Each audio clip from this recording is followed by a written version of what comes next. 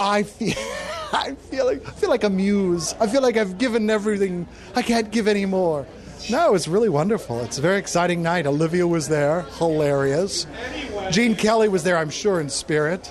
His wife was nice enough to send us a telegram with a greeting that Gene used to send to all of the people in his shows, which was very sweet.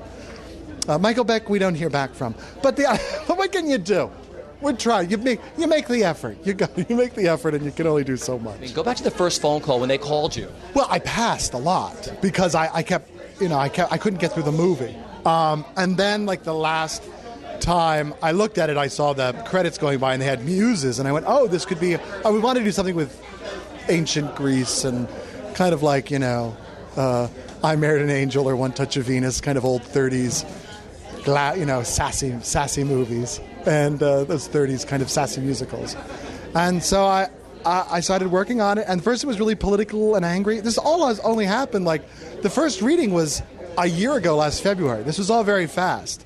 I mean, it sounds like we've been working on it forever. It just feels that way. But it's actually, in terms of musicals, it was really fast because we only had the rights for so long. We had to go, or Universal would take them back. So it was fun writing it. The first time was like, it was all over the place. And then the second time when I knew the audience just wanted to concentrate on the love story. And when I knew that I really wanted to build up the evil muses, tragedy and epics and write stuff for Jackie and Mary, who are like my other muses. I knew it was going to be fun. And so I just kept writing it and just always wanted to have a feeling of always having like a little balloon in the air that you kept tapping, and that it never got too serious. And when you think it's serious, I would quick pull it away. And it's just been a delight to work with. It's like the nicest cast I've ever worked with. About, this whole genre of roller disco and the dances you have in the show. Well, roller disco sort of, a lot of people say, oh, there's not a lot of space on stage. But for roller discoing or roller boogie, you don't need so much space. You actually need enough room, but a lot of it is really self-contained moves. It's taking dance or disco moves and putting them on roller skates so that you do things like if you're, say you're doing a grapevine on feet, when you're on roller skates, the grapevine moves much more fluidly. So it's sort of those kinds of moves of trying to keep it more contained and using less like Starlight Express kind of fast skating all around the theater. It's just a little more contained and it's more funky, more fun, I think. So, why do you think audiences have embraced this show? I think they've embraced it because it's sort of being attached to at least my youth and things that I hold dear, and innocence, I guess you would say. The movie happened before AIDS, it happened before Reaganomics, a lot of things. And so we sort of look back at something that's a good time and something that I held very dear when I was a kid. I skated to Olivia Newton-John, and she's here tonight. And meeting her was, overwhelming to me. Because this show, I had to do this show because when I was a kid, I roller skated to Olivia's stuff. Was it surreal when you met her tonight? Surreal. I started crying a little bit, and it was wonderful. And when Olivia Newton-John told me I did a good job, I felt like I did. It was amazing. It's the best review you can possibly get, right? The best review you could possibly get. She's wonderful. And the show was great. I was so proud of everybody tonight.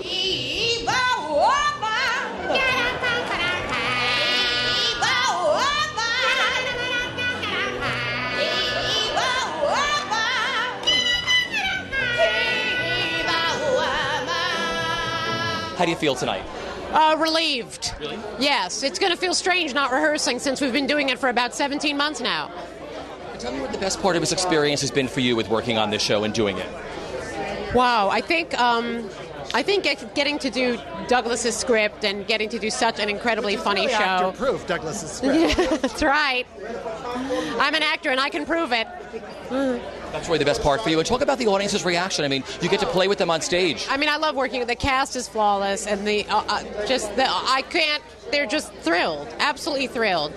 It's just, unfortunate that people are associating it with this crappy movie, and this is so much better. Tell me how you feel tonight. Great. I'm not happy that there's no air conditioning, but great. It's great. You know, we spoke during the press preview for this, and a lot has happened to your show since then, right? Yeah. Tell me what this whole journey's been like for you. Well, it's been great. I mean, it's been a little bit traumatic since we've had some accidents and stuff like that, but it's been a wonderful experience. A great cast, great director, great creative team. It's been a great room to work in, and the audiences have been loving the show, and so, you know, what's bad about that? I feel very excited and elated. It was so much fun. And I had such a good time, and I laughed so much. I've never laughed so much. Oh. You know, I know it's so different from the film. Did it bring memories back when you listen to some of the songs? Absolutely. I mean, I've always loved the music, and I sing the music in my show. But to see them in the clever way that they've woven them in with all the humor and the send-up and the campness, I loved it. Yeah. You know, it's become a cult movie. Why do you think it is? I don't know. I think that it's camp, you know, and the dialogue is bad, and the story is hysterical when you think they're going to do it all in like a day. So, I mean, they took all those elements and made fun of it, as rightly so. But the music was always wonderful. John Farrah's music, Jeff Lynne's music, the choreography, Kenny Ortega was years ahead of his time. The stuff he was doing, the break stuff, is like in now. This is, 25 years ago or 30, whatever it was.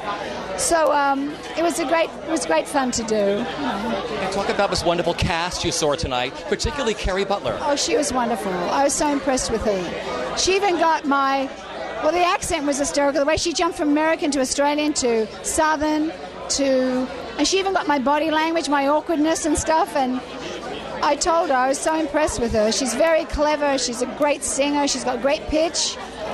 She's terribly funny.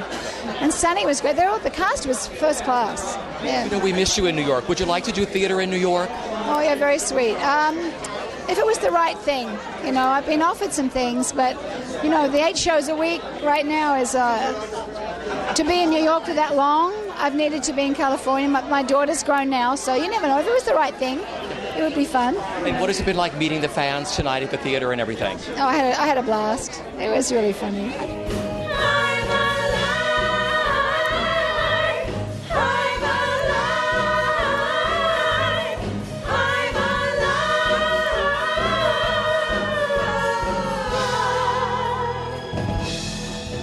Look gorgeous. How do you feel tonight? I feel great. It was a great show, and it's really fun, and yeah. Listen, you had Olivia Newton-John in the audience. Yeah. Talk about. Did you get to meet her afterwards? All right, tell me about that. Oh my gosh, she was so nice, and today was the only time I was ever nervous doing the show. Yeah, well, because I wasn't nervous before the show, but I love Olivia Newton-John. And then as I'm doing, I'm like, oh my gosh, I hope she doesn't think I'm making fun of her, because I'm really just, being like, oh, I love you, and just paying homage to her. But she said she laughed so much, and she was so nice at the end of the show, and just so complimentary, and so gorgeous. So it was, and I have something for her to sign later, so I hope I get to meet her again. So my friend Craig Brockman gave me a cell from the original movie. Remember that really bad cartoon section of the movie? Well, now I have a cartoon section from it, and I want to ask her to sign it. And he gave me the Xanadu book, and so a whole bunch of Xanadu stuff. So I'm very excited, and I hope I get to see her again so she can sign it. So you got some really cool opening night gifts. Yes. Oh my gosh, you go into my dressing room, Jackie Hoffman is like, this is what the Christian people call Christmas. Because you go in and there's just stuff everywhere, like presents everywhere. How do you roller skate so well? Because you never look down. Oh, well, thanks. I am glancing down. You just don't notice. Especially when I'm really close to the edge of the stage, I'm like, Argh. But I worked really hard, and now I love it. I went to skating lessons before we started rehearsals, and then when we were in rehearsals for the show, I never took off my skates, and my feet would be hurting me at the end of the day, but I kept them on. This has become a cult classic, this film. Why do you think that is? I don't know. Maybe because it's just so crazy. You can't the music is so great, first of all, but then it's also it's so crazy. You just you can't believe your eyes. Wow, they went there then. Now they're adding a cartoon. Now this, I don't know. I've heard, I don't know this to be true, but I've heard people like to watch the Xanadu when they're a little high on life. And talk about the audience here, because you're on stage and the audience is on stage with you. What has that experience been like? I love it. They've been great. And one of my favorite moments, like the rest of the audience never sees, but is when I take my sponge and I'm cleaning up right in front of them. I love interacting with the audience. What's been the best part of this experience for you up to this point with working on it or doing the show? What has it been? I would have to say the audience's response. Because, you know, with Xanadu, you don't know how it's going to go. And it's just like this huge party, and the audience has been amazing. So I think that's been the best thing. Now you've had two leading men. Of course, you've had James first, and now you have Cheyenne. Yeah. Talk about both of your leading men. Well, they're both amazing, and I am the luckiest girl in the world because, you know, I loved James. We have this great relationship and great chemistry on stage. And so when he hurt his leg, I was like, oh my gosh, like, you know, you get nervous because you don't want somebody mean coming in. That was my main thing. I was like, I just want somebody nice. And luckily, like, Cheyenne couldn't be nicer and so gracious to James. And it's just like, you know, we're a great family. And it's interesting because you saw both of them, right? And it's like apples and oranges. They're completely different, but equally great. And so that's been fun. You know, it keeps me on my toes because I have to, like, change my performance depending on which man. And so... You got a tough life. Yeah, I have a tough life. They're both, you know, pretty easy to look at and really nice. So, well, I did the show. I did 2 workshops of it. I guess like in January and maybe March or something. I don't remember. Ben Vereen did one, and then of course Tony. I got 9 stitches in my hand, throwing myself against the mural at one point. Long history with Xanadu. So then they asked me to do the Broadway production. Jane's show had gotten picked up, 30 Rock, and I was finishing a movie, and I thought, I don't know if I can do it without her, because it was my whole performance was based on, you know, our relationship, and so I took a pass on that, on doing it on Broadway. But I told my mom the other day, I had a feeling that it might come back to me in some way. I don't know. It's Xanadu. So about 3 weeks ago, I get a call. I just got done with the performance of Superman. I was exhausted. And Chris called me, and Chris is, I don't know if you know Chris Ashley very well, but he's not very emotional. So when he calls and he says, you can hear something in his voice, I'm like, oh shit. He said, James broke his leg and his foot in 3 places. We're screwed. Is there any way? And my heart kind of sank a little bit, and then I thought, there may be something here. It may be something to talk about at least. But I couldn't picture anybody else in the part than Jane. Even though I love Kerry and seen her and things, I thought, I can't picture her. So I had, you know, and she knows all this. I went and talked to Chris, and he said, watch her. Watch her in it. And I did, and she rocked it. Totally different from Jane, but totally, completely 100% her own and successful and strong choices, and she's real, and so I thought, okay, I can do this. Then they gave me 4 days to learn it. And, you know, I knew the songs, and I knew the you know, but getting on the skates, it was just so daunting and so scary. And because I'm huge, and when I fall, it's a long way to fall. Love the music. I love Douglas Carter Beane, and I love Chris. I owe a lot to him for everything, and all shook up. So I thought, you know what? Let's just make it happen. You are so good. The chemistry between you and Kerry is wonderful, but your Sonny is so great. Thank you. I mean, just tell me what the experience has been now that you're doing the show. Yeah. Talk about the audience's reaction to the show. It's similar to, like, I liken it to towards the end of All Shook Up run, and that because you know the Elvis fans were so crazy, but they love it. They love the music. Every time a song comes on, they hear like 2 chords and they get all into it. It's pretty great. I love the character of Sonny. I think he's a stoner, and there was so much of and yeah, I'll have to get some of these. And you know, so it's been a great time. I love being on stage with Kerry. I love being on stage with Mary and all of them. And essentially, what is the best part of the experience been like for you up to this point? The best part,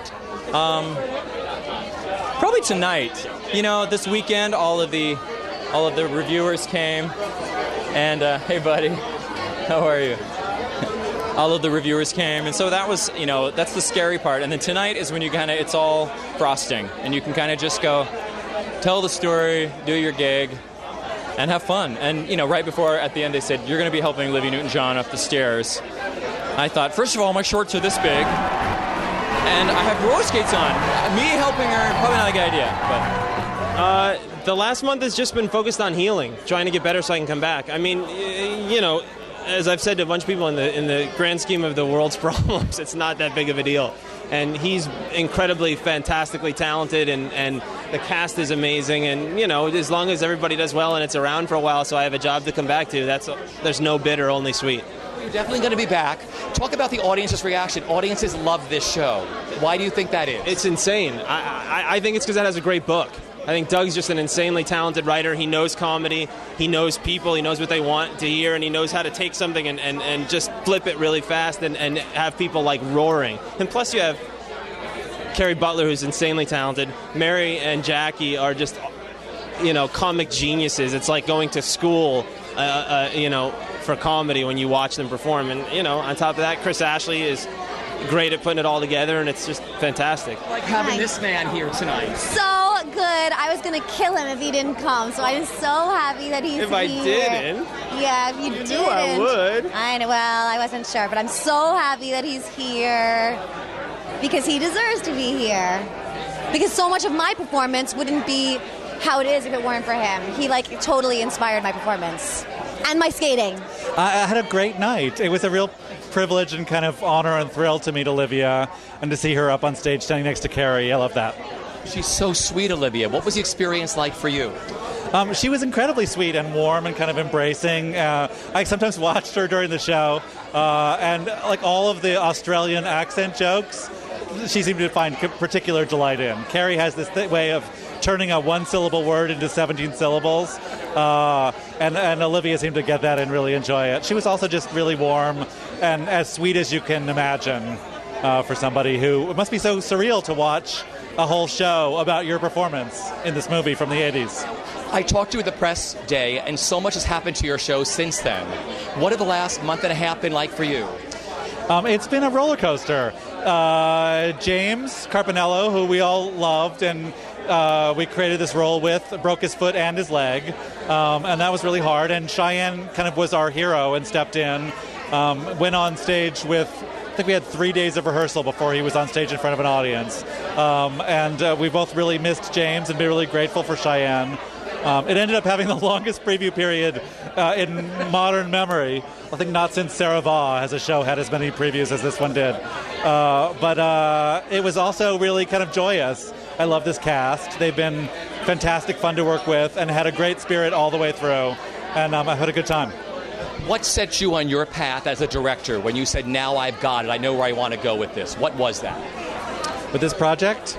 I think it was remembering the way I felt when I first heard the album of the music, and how much I loved the John Farrar and the Jeff Lynne music originally. And a lot of moments from Olivia Newton-John's performance originally kind of stuck in my mind. And I thought, wow, there's a great, very emotional for a lot of people thing to be kind of recreated and played with there. And I love Douglas Carter Beane. I read his first script and I thought, this is the guy to rewrite that movie. Whenever you're away from me, wherever you go, you're never far away from me. I want you to know I only have to close my eyes, dear, and suddenly I'm where you are. You better never stray, 'cause I'll never be far away. It's like the end of a marathon, We started this in January, we did a workshop of it in front of an audience for 2 performances on a bare stage. And it was funny, and it worked. And then we all went away for 2 months, and we started working again. And we rehearsed for 5.5 weeks. We teched for a week and a half. We gave 7.5 weeks of previews. The leading man broke his foot in 3 places. We got another leading man. It was great. And finally tonight has arrived. So it's a great feeling. This is like that old backstage story you hear about in books and theater lore of all this stuff happening. Yes. Yeah. It's like the musicals they made in the Bandwagon, in the 19th. are we going to get the show on? And this one has just gotten divorced, and that one broke his leg, and they lost all the sets in Connecticut. I was afraid tonight all the air would go off, or the lights would go off. Suddenly we have a heat wave. But we survived. But you all seem like such a close-knit family up there. We owe Christopher Ashley, our director, a great debt because he forged us into a family. And it is a very close, wonderful group. We have dressing rooms that you have to go outside to change your expression. I have to give that's a Milton Berle joke, my mentor. And we are a family. We have no ceilings on the rooms. We hear everything everybody says, and we love each other. But it's like theater the way it should be done. And when you first started out in this business, the way this show has run, it seems like this is the way it has gone. There's been something very naive about the whole idea. It's very let's pretend. And somehow or other, miraculously, I think the audience senses that when it starts.